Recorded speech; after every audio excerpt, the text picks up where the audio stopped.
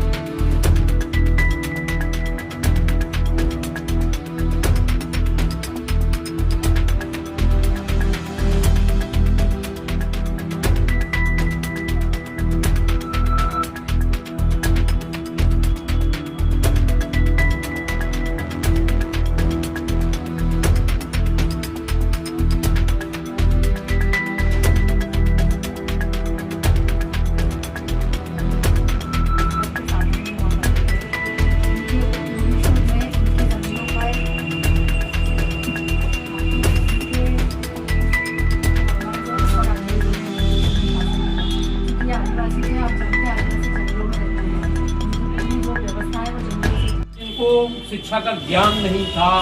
उनको कुछ पता नहीं था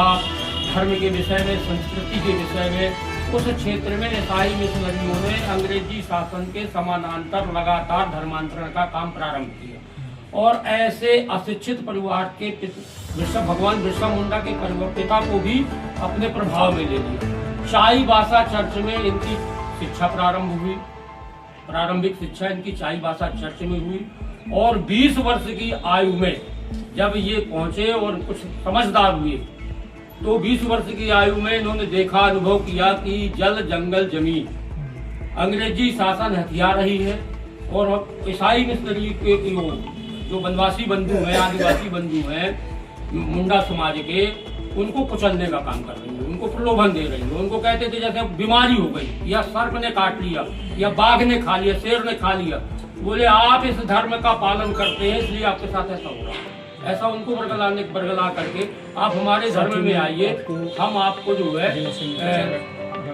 आटा देंगे, हाथ देंगे, दाल देंगे, कपड़े देंगे,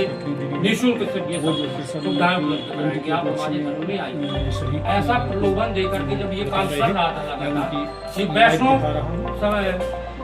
शिक्षा में आए, भगवान को जाना पहचाना और उन्होंने जब जो है ये अनुभव किया कि हमारी मूल संस्कृति क्या है और हमको मूल संस्कृति से वंचित किया जा रहा है, तो उन्होंने अपने समाज के लोगों को संगठित किया और संगठित करके धर्मांतरण से रोकने का काम किया और जो अंग्रेजी हुकूमत जो उनके जल जंगल जमीन और आदिवासियों की जो सुविधाएं थी, अधिकार थे, उनको समाप्त करते जा रहे थे। इसके विरोध में उन्होंने कुल गुलाम नाम का एक विद्रोह प्रारंभ किया